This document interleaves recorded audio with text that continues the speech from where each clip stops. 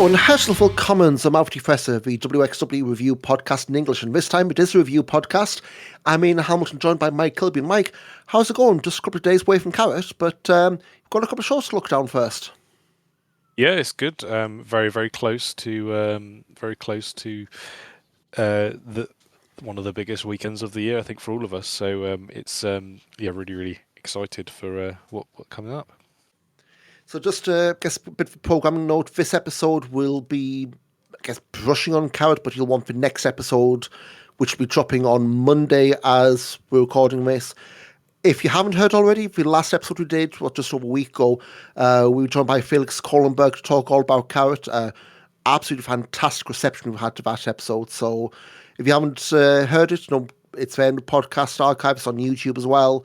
Let us know what you think, and who knows, after Carat we might have a few more guests. Seems a bit of appetite for that, so we'll see how that goes. But today we're going to be going through two shows from WXW's last few weeks. Both of them pretty much had Carat implications. Of course, Road 16 Carat Gold with the mini tournament for that final spot that was held in Leipzig, and then Dead End in Hamburg this past weekend. But I guess it was more of a place-setting show in terms of storylines and what have you before. But we'll start with the Road 16 Carat Gold. This was live-streamed in German on WXW Now from Leipzig. Pretty busy crowd, I thought. And it's one of those shows where, of course, in Germany you've got local heroes. So Fast Time Mode will be booed everywhere else, but when they're in Leipzig and Dresden, he'll be the local hero, and that was the role he had here.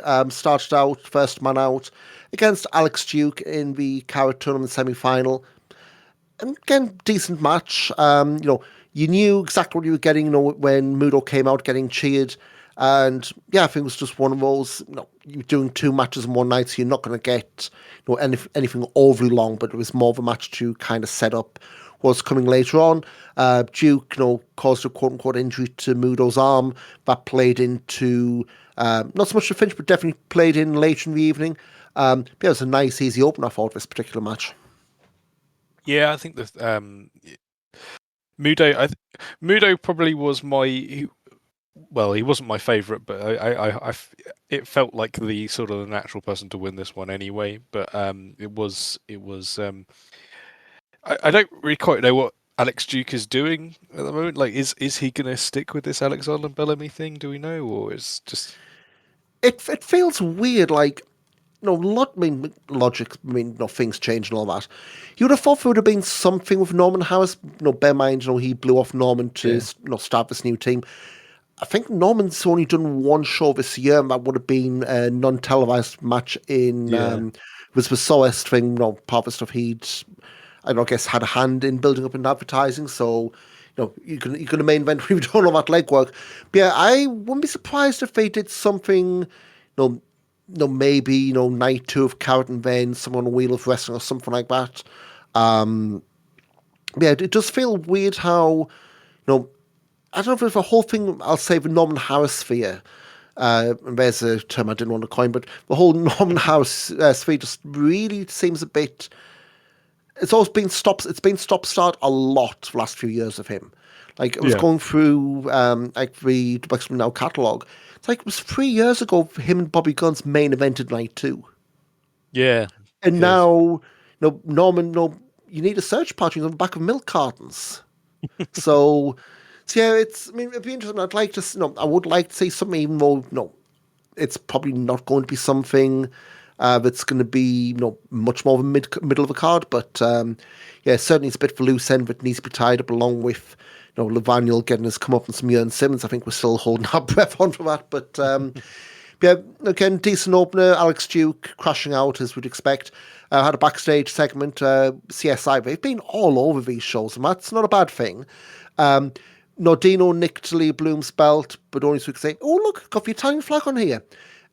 Lee was there to claim his property, and it was. Was it Top Gear where Rich Tam had mucked up the the Mexican flag? Indian flag, yeah, exactly. That's exactly what I was thinking. So we'd had Leah Bloom advertised as in action tonight and ... There you go, but it's not who you think it is. Second semi-finals up next, Dieter Schwartz against Johnny Rancid. again, I think Johnny Rancid, he's usually trotted out on me shows, once a year when we're in Saxony.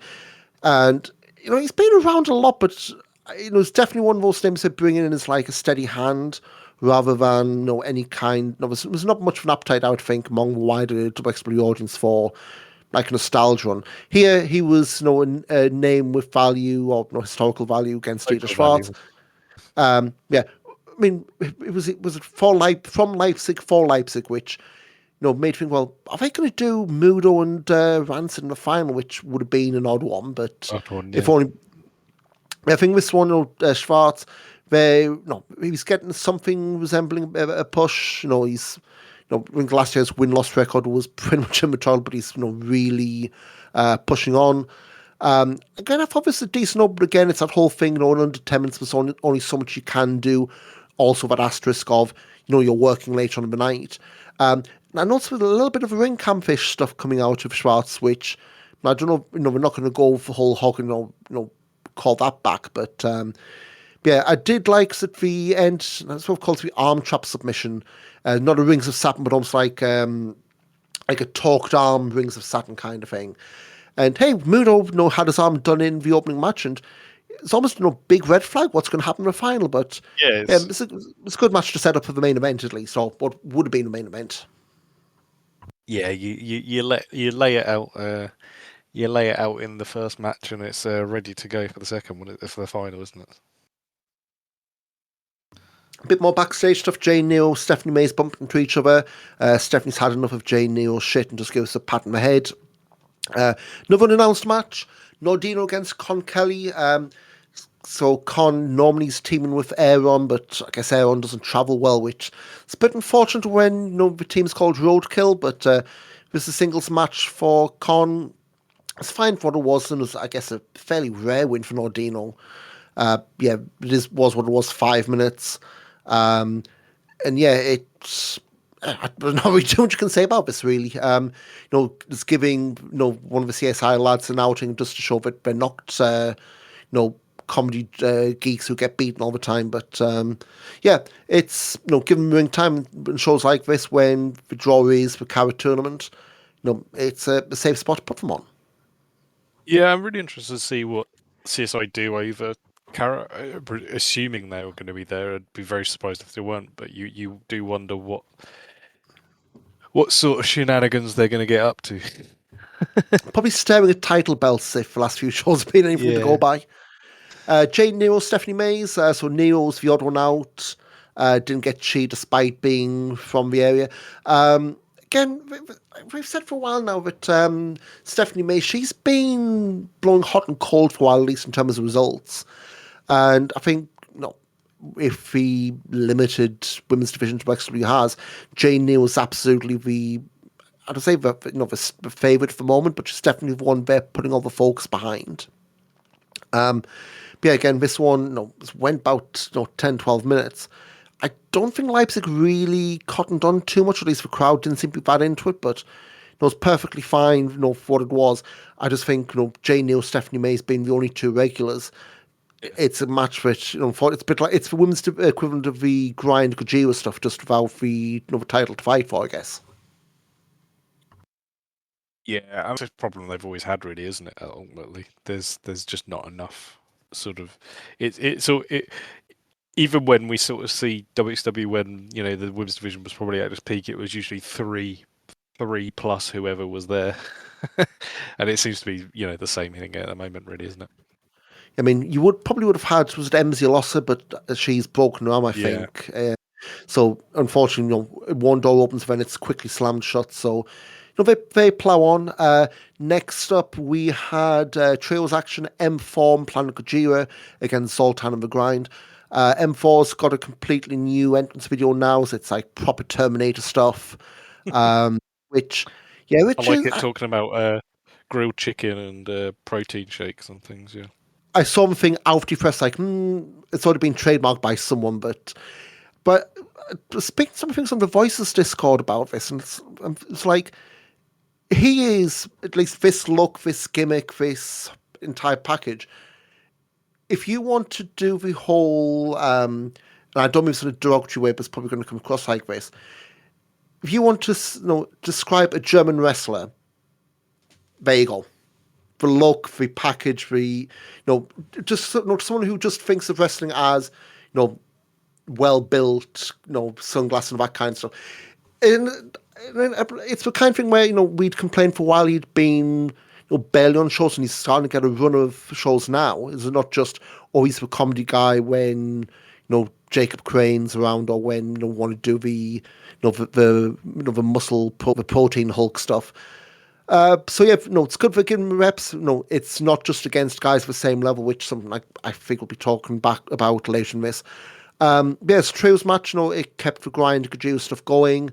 And I think, we'll mention this in the Carat preview, that's what we're doing for Carat. But it's a trios match. Yeah, perfectly fine. I think it's one of those. We should just talk about it for women's start matches. Grind, Kojima is a feud that's rumbled on a fair amount lately. Like, we've done a lot of it in the last few months. So I'm glad it's hitting the, I guess, hopeful crescendo next weekend. But we have one thing I would say about this match, just going back for review, which would remind us. Nick Schreier getting an injury now. I don't know if it's legitimate or not, but certainly it looked like a fake out. Looked like it hit his head badly on a power bomb from Empire.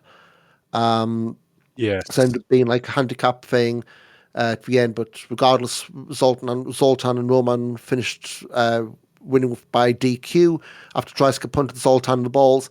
Then you had Nick Schreier come out with weaponry and end up throwing Mark Empire through a bit of plywood. So hint, hint, hint, what's going on at Carat. Schreier. Wonder if he's trying to go to Sandman's final match. Hardcore Schreier. Sandman's final match should be against Hardcore Schreier. That's what it should be. Unfortunately, it's the Invisible Man, so we'll see where that goes. Yeah. Coming out second half, Luca Leone had a world title match against Elijah Blum. Unfortunately, we're not celebrating Italian champion. It was over and done with before you could really get yourself sat down. Although it wasn't a complete squash, Nordino interfered a fair amount. But yes, total depravity, parting gift, 1, 2, 3, and that's it. Yeah, it's pretty much what you expect when you've got, brand new. I mean, this was Bloom's first match since he won the belt. So, yeah, you'd have been off your rock if you'd thought he was losing this one for a multitude of reasons. Yeah, but say it's a they've kind of you do wonder whether Bloom might have faced somebody else, and Luca Leone was, if Aaron wasn't available, sticking with Ilya Bloom, see what he can do. Yeah. Yeah. Next, we had the Road to Carat final, Dieter Schwarz against Fast Time Mudo. And you knew exactly what was going to happen. Schwarz went after the arm. Mudo did try to hide it from the off, but that's only going to last so long. I think this one was again, 10, 11 minutes. Mudo, with it being Leipzig, had a fair go here. Leipzig definitely wanted to see him in the tournament, but yeah, it's not his year, I guess. I think right now he's only just been announced for Ambition, which, there's those shocking promos with Axman and Mudo, a bit of dissension there. That's probably going to bubble up at some point. But Dieter Schwarz with the arm trap, Rings of Saturn, getting the win. Yeah, I think, we've, kind of blown up Dieter for the last few episodes. He's one who, has got a real shot of being the breakout guy. I don't say like this year's Psycho Mike, but one who's really going to kick on coming out of Carat regardless of results. Yeah, I think it's a real commitment to somebody. Not saying a homegrown guy, because he's not really a homegrown guy, but he feels like someone who they can invest a bit of time in, because he's not likely to be signed elsewhere, is he? I wouldn't say so. But he's got a very unique sort of style. It's a style which is coming back into vogue. And I think they've wanted to do something with a wrestler like this for a long time, but the sort of other things have come up, sort of which have prevented it. I mean, I think we spoke last time. Like he's been going since 2017 for the old Next Step Yeah, school. So yeah, yeah, I mean, there's someone's been plugging away on, I say, smaller shows. Again, not in the derogatory way, and really, taking his chance at both hands. So we'll see what comes of this. Main event was a trio, not a trio, not a tag match. It's another Carat Prelude, they call it. Peach Tahani and Dennis Cashdon against Ahura and Ricky Sosa. And yeah, a lot of this was, I guess, Leipzig, trying to have their whole fun for Bang Bang Sosa Sosa stuff. Again, I thought this was decent for main event. Again, these Carat Prelude things, they kind of give you a taste of, what if these people meet? What if these people meet? Again, second time tonight, we had medics coming out. Obviously, Nick Schreier getting hurt early in the night. This time it's Ahura towards the end. Although Ahura didn't go to the back, so that was maybe a bit of a, hey, lay off. We're still working here, guys. I mean, some maybe like, Who's greatest hits, and I guess the whole story of it playing off is, Who's acting like he's done. He's trying to give other people the spotlight, when the show's fading out. And yeah, it's I guess playing up, was it from the it was like an Arminty who they were playing up with him, which yeah, maybe not good when you go into count for bad wing, but yeah, it's maybe telling the story that he's burnt out, maybe not the right word, but banged up going into his final hurrah. yeah. It does almost seem like they're beginning to paint Ahura as trying. Ahura is now trying too hard, isn't it? I kind of get that. That's the especially with the show that's coming up. He's focused and he's locked in, as sort of as they say, but it's maybe at the consequence of his own body and also his relationship with others, isn't it? I think as well is the whole thing for her. It's also that speech at the anniversary show. I've never trained for anything this long. And Yeah. is that for hope the story we're going to tell is he did train and he knew his body was going to fall apart, and now we're getting this. Finish the match, by the way, since we didn't mention, was Ricky Sosa countering a Meteora from Tahani into the Blue Thunder Bang. I guess pretty big win over former champion Tahani, but again, these Carat Prelude matches, very much designed to make you think anything can happen, and the real meat and potatoes is going to come next weekend in Oberhausen. Skipping forward to Dead End from this past weekend, Marketal in Hamburg, sold out 800, which I would say it looked full at times. Maybe didn't sound like another classic power crowd, but yeah, I think throughout the show there's a lot going on, and maybe not all of it landing in the right spots. But had pre-show match, Dennis Stolnik against M4. This was set up on the Shotgun vlog with Dennis Stolnik losing his mind at M4 curling a guardrail, which, yeah, I mean, if you get hurt getting thrown into one of those and see somebody lifting it up like it's nothing, I'd lose my mind too. But yeah, this was fine. But the one thing I would say with Dolnick, at least in this role, it's missing an X factor for me. Like I don't say he's going through the motions, because he absolutely isn't, but it's just not connecting the way you'd have thought. Hey, you've retired, your best friend. It doesn't feel like there's a killer instinct being shown here. Yeah, I mean, I don't disagree with that, but Dolnig's reign is feeling very similar to sort of maybe when Lavagna was sort of hovering around the world title, and it's just like he's not really offering a lot in that position. I think. Do you agree with that? At the risk of being quoted another promo, yes. I think Yeah. it's a kind of thing. Dolnig, I mean, he came, he was doing like spot stuff pre-COVID, but he was one of the, I say, success stories out of the Closette era, but it was largely as a tag guy. And, with Hector, stepping away from WXW, it was always going to be a bit difficult, bit like, do you just put in another tag team? Well, no, because that really slots you. Yeah, it just feels like, he did the whole thing of, he pulled the wool over everybody's eyes with he had the legitimate injury this time last year, and faking it, I'm retiring, or this is it, or I fooled you, psych, etc., etc. But I don't know, just to me, it just feels like, but I don't know if Hector retirement, accelerated this. I probably would have done. It was just through to tag Person Grand Prix weekend, like a one last run.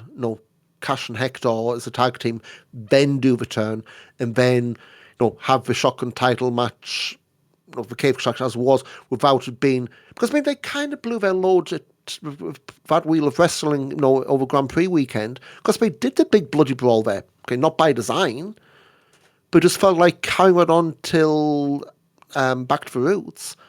It kind of dragged on after the feud finished. Like, again, we don't know what was going on, but hindsight and all that, you probably should have done like a one last run as good guys to let people remember why they liked them, then do the turn. Yeah. But yeah, what's done is done. From M4 side, it's another good rep against not a rookie in this case. So they're giving him more time, which is never a bad thing. But yeah, I think it's one of those that, with Dolnick, I have a feeling that he ain't getting out of Carat weekend with that gold, and what that's going to entail as we move out of Carat season. Yeah, it surprised me if he did get out of Carat like that with it. On to the main show, we had another Carat preview match. This time it's a four-way: Zoltan, Dietrich Schwarz, Bobby Guns, Peach Tahani. Bobby Guns still feasting on Werder Bremen's win against Hamburg at the end of last year. Always a nice bit of troll work there, but I think the next one's April, I think. So we'll see when they go back for true colours if he's still trotting that shirt out. Yeah, He definitely this will be. one was. I mean, I know that Hamburg, they just came up last season. They've kind of faltered. So the Cologne as well had a good start, and they've got sucked into the Bundesliga. But it's got to be some of those Hummel shirts. Everyone's going through a bad run. When most of what I seem to look at these days. But yeah, this was a really nice start. I guess classic fireworks match, four-way, everyone splintering.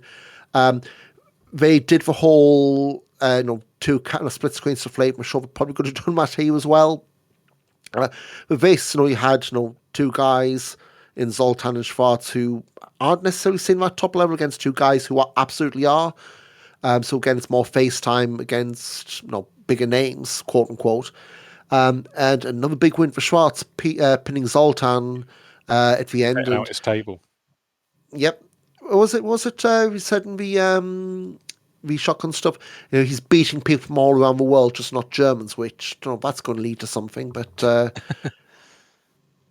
yeah. But yes, Schwarz again that arm trap, the crooked rings of Saturn, whatever you're going to call it. Hamburg do like cheering him, and to his credit, they ain't throwing him that much. Well, yeah, it's they're right to cheer him, aren't they? They're right to cheer Dieter Schwarz. I think as well with Schwarz, it's the whole thing of he's not The done throwback. anything. Yeah, he's not done anything to make you boo him. Like he's not stubbed a cigarette in Timothy Thatcher's eye or anything like that. So maybe that comes. Not the cigarette thing, but maybe something like that comes if they want to keep him booed all over. But yeah, we've got more CSI. They're backstage looking at empty catering dishes. They've got planned a Gojira guarding Lee Bloom's belt again. Maybe he's hoping it painted the flag to the Italian one this time. That then morphed into the grind and Robert Dreisker arguing. Turned out we're going to get Gojira doing the commentary for the tag title match later on. Every time I thought, well, I was expecting a run-in, but they kept them apart, but it was more just keep the names in there. It felt like foreshadowing. Yeah. Next up, we had yet another Progress offer match here. First round match, Women's Super Strong Style 16, Maddie Morgan against Stephanie Mays. So yeah, Maddie Morgan, she's been getting around, but I think, is it Marigold she's off to next month? Yeah. Met on the English commentary saying like she's only 18, she's had like 400 matches. I'm thinking, okay, I know Cage Match doesn't log everything. Like, it's infamous for not doing what I mean. Like, I'm looking right now at her Cage Match, and they've listed only 187. But you look, and I'm literally just looking at last 5 matches. Last Thursday, 19th, Mega Slam Barnsley. Last Friday, Mega Slam in Sinfin in Derbyshire, and 2 elevation shows in Kettering, which, yeah, 3 matches in one day, what the heck. And then hopping a plane to work Hamburg on the Saturday. So, Yeah, it makes not all sense. the Mega Slam. None of the Mega Slams are going to be listed. No, not all the Lancashire Wrestling Federation or that level of shows are going to be listed. So, yeah, if you're doing 4 or 5 matches in a weekend like this, I am not surprised that she's racked up 400 matches at this young stage of her career. But I thought, for what it was, she connected the crowd really well. Against Stephanie Mays, who, again, she's relocated to Hamburg, but still is stop-start. She did leave for win here. But I think, with Stephanie Mays, I do wonder if is supposed to be where she's going to try and break out internationally. Well, I don't. It does sort of puzzle me, really. I mean, there's a few sort of wrestlers in Germany who I kind of question why they're not, on the shopping list for people like Eve and things, considering they're good quality and they're very, very close by. It is a question for me, to be honest. Yeah, because Eve's got their whole Wrestle Queendom stuff over Carat Weekend. Yeah, obviously I know why they're not going for that, but well, no, because Maze isn't booked for Carat Weekend, so you'd at least not in the match yet. So you'd think, oh no, maybe that's giving something away. But yeah, you'd think, Eve or heck, anyone over him. I'm looking now at Steph's cage match, and yeah, there's no UK bookings. So this, when she does Camden in May, it'll be a UK debut. So yeah, see how it goes. Whether she's out, first night, then back in Germany on the the bank holiday Monday, we'll see. Again, thought this was fine for for the time it had. I wouldn't be against them doing this again. Maybe over Femme Fatale weekend or Femme Fatale over the autumn festival. But yeah, it's not against Progress Women's Super Strong Style Tournament.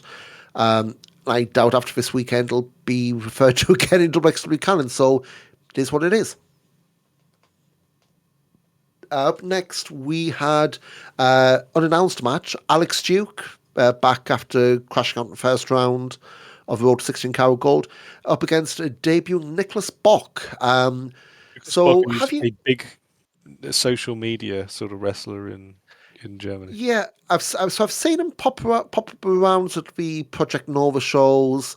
He's been doing a few GWF stuff, mostly around on their Hamburg tour. He's part of a team Quick and Dirty with Hugo Brand. And yeah, I mean, the fact that you heard the Raw he got coming out just for the entrance video. I thought again, for the time they had, 6-7 minutes. Maybe some of it boiled along by goodwill from the crowd, but didn't exactly let himself down. Held his own end up. I don't know if this is something you could do as switching anything over Carat Weekend, but certainly it's like a regular on the Hamburg shows. And I don't want to say why not, but it was like a charity booking, but definitely it's something you could see becoming something regular and then build that into being a part of the roster. But then again, if it's going to be him by himself and or with Hugo Brand, how's that play out? So he obviously was very very popular for obvious reasons. But yeah, there's absolutely no harm in him coming in. I think he sort of came in and he didn't embarrass himself at all. As I said, there's a lot of if I say TikTok sort of audience for him in Hamburg, but I presume wider in Germany as well. So yeah, no, maybe they should have got him in for the match. Should have got him in for the Indie Summit and have him against Joe Lando. We will get to that in the next show because that's yeah. But yeah, just looking at Bock's cage match, he's been doing a fair bit for the academy, so maybe we shouldn't have been too surprised. Yeah, it's him popping up, but yeah, it's good seeing him, and hopefully it's not a one-off. So we'll see they're back happy for colours. to see him back. Next up, we had first half main event. The World Tag Team titles, Los Tranquilos de Japon against The Grind. Yeah, I think we both expected shenanigans because of Kojima doing both English and commentary. Not at the same time, Dreisk was with doing English, and Mark Empire was doing the German commentary. Uh, I don't know how to describe this one. Like, the finish for me, and I could tell from the crowd live, was a massive letdown. More because it just felt like, so we've had the match, they end up, went, just over 10, 12 minutes. Spilled to the outside, started brawling, and then you see the bell going. So clearly it was a double count out, but it wasn't played like 3, 4, like we weren't doing the whole, we're going to beat the count, we're going to beat the count. It was just very brawling when all of a sudden the bell went. Like Yeah. I know you probably didn't want to switch the titles because, who knows after count if we do get Naito and Bushi back. But at the same point, it's like it just felt like a match they had to book because they had Naito and Bushi in, and what else are you going to do? But the finish just felt a bit deflating. I think at least when I was watching, one of the discourse I was watching this with, it just seemed to take the air out of the room, proverbially speaking. Like match itself was fine, but just the finish was like, oh, It very much it does make me worry if we're going to end up with a similar situation to when we had El Hijo at Carat last year or the year before. oh yeah, he's Yeah, Wagner 3G, if we call him, yeah. yeah, Guillermo del Mal's brother. I was really probably the first person to refer to as that. Um, yeah, it does make me worry that we're going to end up with something similar going forward. Yeah, this was a real sort of. It just didn't really work really for me as a match. I have to admit, I was kind of on the team of I think they might switch the belts, especially Yeah, as they're back next week, sort of thing. yeah. I mean, I think it was one of these. If they did visit back to the roots, have them go back to Noah, shove the belts off and Noah, and then come back and drop them. But yeah, again, that whole thing because they're back, like say in 2 weeks when this is held, I wouldn't have been surprised. But at the same point, you're then asking Naito and Bush to lose 3 times between them.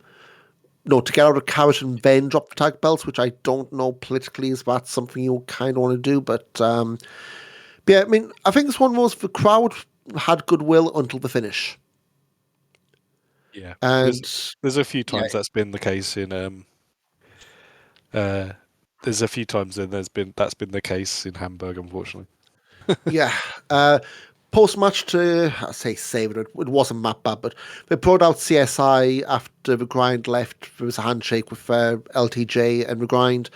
Naito got the mic, and then CSI came out. Hamburg chanted, "Who are you?" Naito figured out the chant, and those were the only words he repeated for a while. CSI got attacked. Nordino got sprayed with Bushi's mist. And yeah, I think that was the sent them home happy and go into interval.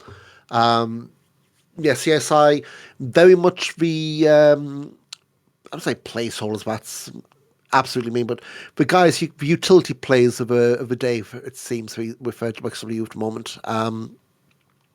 Second half, we had Jay Nero coming out, so this originally was going to be Danny Luna against Jay Nero. Danny Luna was announced morning of the show she was unwell, so we couldn't get a new opponent. That wasn't announced before the show. Instead, we got here a debut for Vanya, who I think that Met said she was from Hamburg, but is training for GWF school in Berlin. And again, I think this is one where Jane New is always going to be one going over here. And yeah, again, 5 minutes, fine for what it was, but I don't really think Hamburg were really expecting a shock, bear in mind the circumstances of all this. Yeah, exactly. It's this was a last minute booking, so yeah, you can't expect too much, really, can you? Do we actually know the reason why she was pulled? She didn't turn. I think they said illness. Okay, okay. No, And that's again, fine. I've not checked and I don't really go to see, if anyone posts, oh, hey, I've got a really bad flu, so I'm not going to travel or anything like that. But certainly I don't think, Daniel Luna's been out anywhere else Mm. since I'm looking up now on her Twitter.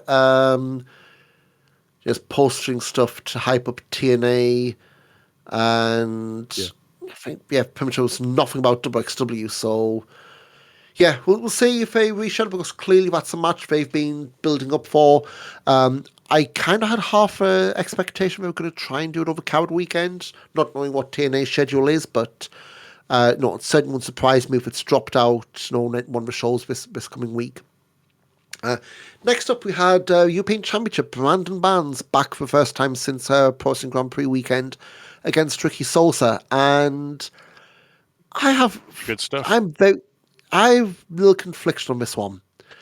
Like, it's a fireworks match. It was absolutely great. Like, they wowed you. They did a lot. But this is maybe me set my ways. I want to see a lot more of Ricky Sosa in against experienced guys because by the end of this, I'm sat there thinking, you gave Brandon Band so much. I almost want to see him more on Carrot next week, if you see what I mean. Like, Yeah, I understand. Yeah. but yeah, I mean, it's a match like, Hamburg really up for it. And I think Sosa is absolutely the fella that everyone's trying to, I don't say trying to make a thing like it's, everyone's willing it to be, and it's like a big big psyop, but he's the guy who's got the buzz behind him right now. Pretty much everywhere he works in mainland Europe, he's getting rave reviews. There are going to be WWE scouts over in Open House next weekend, higher. It would not surprise me if you put two and two together and he ends up over in NXT with a brand new name by the end of the year. As bad as that would be, given his experience. Yeah, I don't think that's an unreasonable thing to say. Yeah, I do agree. I mean, but the thing is, I think if Brandon Bands has some form of place over the weekend, the alternate four-way, or even just hanging around on some of the Fight Forever shows, I think it would still be. He's already sort of not established himself, but he's introduced himself to the sort of to the wider audience, I think. So yeah, I thought this match was really, really good. Probably the second best of the night. It feels like the best performance Sosa's had since Anniversary. There's been I would say so, yeah. yeah, so I wouldn't really put too much criticism on his sort of doorstep for that. So yeah, I mean, I was, it kind of did everything it needed to for me. Just had a quick look at Brandon's cage match. That was the first time meeting. I could have sworn that, that was worked in a way where they were, I don't say like, the old touring match. But I would thought, they would have had it because, Sosa, Bands is pretty much a regular on I think it's only before this, the majority of his bookings were in Pro Wrestling Holland. Yeah. Mind that being said, looking at Sosa's cage match, Pro Wrestling Holland, because he works a load of places, it's not like, oh, you're doing PWH and that's it. But yeah, I could have sworn that the two of them, had regular matches against each other. At least the way they worked. There are nitpicks if you want to pick stuff out, but no, I think this point of Sosa, it's not fair considering, he's only been going for best part of just over a year. So yeah, no, I think as well of Sosa as well. It's the whole thing of he is what he is at this point. You're not going to get someone go, oh, he should sell more, and then he's going to end up being like the next Tim Fashion. That's absolutely ridiculous. But I do think it's going to be one of those things where if he, let's be honest, this is where it's going to head out. He'll get the invite to try out, be feedback given, and he'll learn. The little bits and pieces that people get wound up at, it'll be trained out of him. But I mean, yeah, it was, at least at the WXW level, I do want to see him more against, quote unquote veterans because, certainly like APC, French promotions, with Belgian promotions, with Dutch promotions, there aren't that many, after, I'm not going to name names, but folks from that part of the world, being chased out of wrestling. And it just feels like mainland Europe, you don't have that many guys who can, I'm not saying slow down, grab a hold, kid, but the kind of guys to kind of show you there is more of a wave than just go full throttle all the time. But again, he's only been in WXW for 6 months. And if you want to look at it another way, had Marius not decided to do that stupid video, we probably wouldn't be getting this. Yeah, it's a very good point. So, had he not decided to do the whole peep show Nazi reenactment stuff, who know? No, Ricky Sosa may have been stuck on Fight Forever pre-show still. So, talk about getting an opportunity and grabbing with both hands. Yeah, no, 100%. I don't disagree with that. Main event, this wasn't really a card preview, but this was, they billed this as Ahura's final time in Hamburg. Up against, so it was Ahura and the Cowboy Wave, returning Manders and Thomas Shire against Elijah Blum and Planet Gajira. Blum and Ahura have some history in Hamburg. Their first singles match was back in May last year. That was one I probably need to watch at some point. I don't know if it's one that it didn't really make a dent in terms of those match via ballots, but certainly in terms of touch points, it was definitely the first match we had the feud last year. This was Payne's for last time we'd meet in Hamburg, and a lot of this was, I guess, who's hubris coming to bite in the arse. Like, a lot of the time he wanted to be the centre of attention, this potentially being his penultimate show, depending on how Carat goes. And this just completely blew up at the wrong time for Ahura and Cowboy Way. Yeah, I agree. I mean, I thought this, this is where I sort of my theory of he's trying too hard. It's now affecting everybody else. Sort of came in for me. I thought the main event was definitely sort of the best match of the show, marginally better than the three-way, the four-way, and the European title match. But I feel I'm still not 100% sold on this Ahura retirement thing. No. Maybe it's me willing it not to be true. I don't know, but there's a lot to be said for Tom Shire sort of coming out of this very, very strongly, which is good going into Carat. Likewise, Manda's looking very. I don't know. I don't know how to sort of read Manders after this match. Actually, I think with Manders, the issue you're going to have with him is, unlike last year, he hasn't. No, this isn't part of a longer tour. Like, I believe he's got dates booked in America for after Carat weekend. So, if he does win the belt, it's going to be back to America and do the whole tour in GCW and everyone with that. Yeah. So I'm not really expecting Manders to win the belt next weekend. I think this is probably going to be like a defining match in Blum's reign. Well, it's very early, but it's going to be like a defining touch point, I guess you'd say. Yeah, I think with this, pretty much everyone came out this strong apart from Ahura, and Ahura was by design. In fact, you annoy your partners for putting a woman twats you for lariat. It kind of tells you, stop trying, that. But I think Hamburg was a pretty good show. It's one of those, as the the run up to 16 Carat Gold, you weren't gonna have anything too blow away coming out of it, like in terms of stories or big events. But certainly wasn't a waste of time. I did see someone on the YouTube chat going, "Oh, this show's been a waste." Like, it wasn't quite that bad. Like, it's definitely been worse shows in Hamburg. Granted, not with the WXW banner all the way on it, but I think it's a last stop for 16 Carat Gold. Perfectly fine, and we've got plenty of tables set nicely for Oberhausen next weekend. A couple of bits I want to touch on from the Shotgun vlogs. And again, touching on the, so this was from the Leipzig one. They did a bit of a start of the vlog pre-Leipzig, with Elijah Blum talking about having seen Ahura, quote, on the Berlin stream. So this was the night before Leipzig. Ahura wrestled for the GWF, lost his Berlin title to Koga. I think it was at Noah's Awada-san. Yeah. I forget. I confuse Zara and Awad. I think it's Awada-san who's been rebranded over here. Blum apparently paid to get Ahura's boots overnighted to Leipzig, which, yeah, he'll need to sell a few more t-shirts to cover that, I would imagine, especially being done on a Sunday.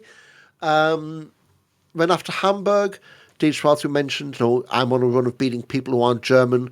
I think Tetsuya Naito's going to crash that out on Friday. I had a load of people doing that. I'm winning 16 Carat Gold, which, yeah, you're going to. If you're saying I'm not, you probably shouldn't be in the tournament.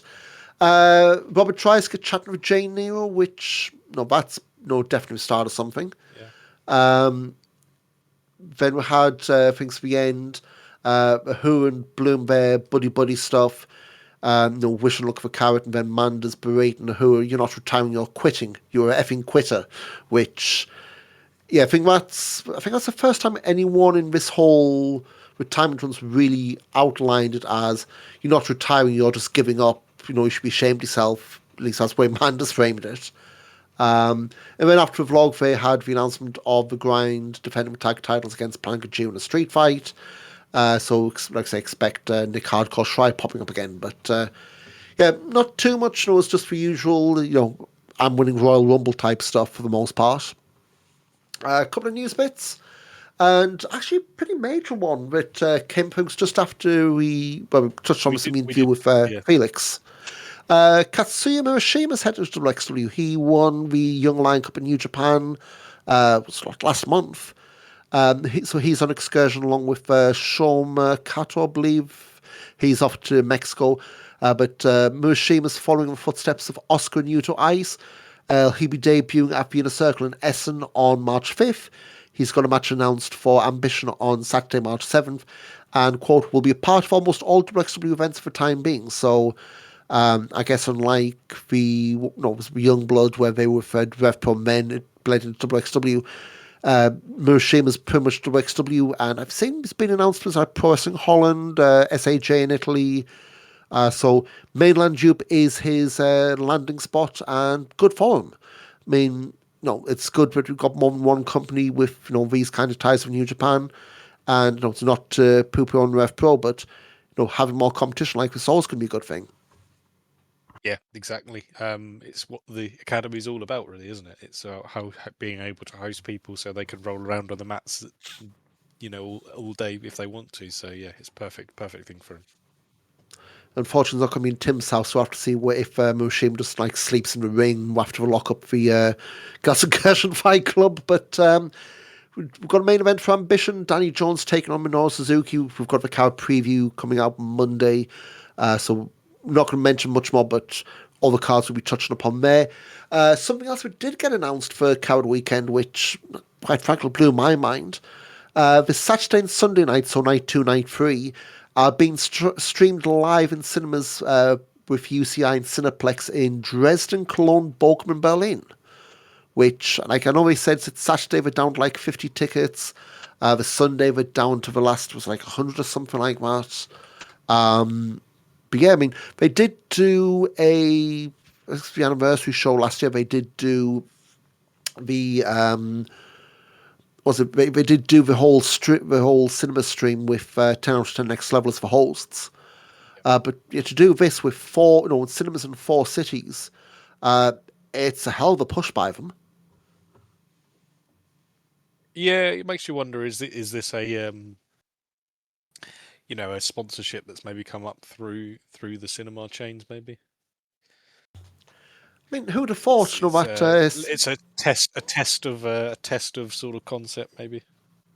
Who'd have thought? That's a cinematic match. Avalanche, Norman Harris. The kids say it's cinema. It's ending up there. Yeah. or the dog food match, that was quite good as well. Oh God, that those are the days. Going ahead to the Autumn Festival, Inner Circle for Pro Wrestling Grand Prix. Plenty of tickets left for that. So again, that's September, so not a big surprise. As for the Pro Wrestling Grand Prix, so I think they're doing the whole thing again where it's just the whole festival of evening tickets. So when I say evening tickets, it's they're just doing a ticket for Friday night, Saturday night, and Sunday night all together. I guess we're going to be doing show-by-show ones at some point, but these have only been on sale for a month. As of right now, there's only 2 front rows left for the festival, so if you want those spots, those are the ones which are pretty much endangered. The rest, you've got plenty. Coming up, of course, March 5th, Inner Circle Homecoming at the Turok in Essen. The night before was the Wednesday night heat of the Academy in Gelsenkirchen, pay on the day. Carat, March 6th, 7th and 8th, and all the other shows we'll touch upon in our next preview episode. Then coming out of Carat, March 28th at the Batch Captain Frankfurt for 16 Carat Gold Revenge. March 29th, the next day, it's a Wheel of Wrestling live taping in Erfurt. April 11th, Wheel of Wrestling 75 at the Stromberg in Dresden. Then back in Leipzig, April 12th for Wheel of Wrestling Live. End of April 25th at the Alte Kesselschmiede in Papenburg, another Wheel of Wrestling Live. The Kulturwerkstatt in Paderborn, another Wheel of Wrestling Live on the 26th of April. The Event Hall Airport in Obertraubling, May 9th, it's another live. So these will be the ones where we'll tape stuff and then we'll drop with no commentary a couple of days later. Next named event would be May 16th, True Colours at Market Hall. The Lacasse, Halle and Mendick for another Wheel of Wrestling Live May 30th.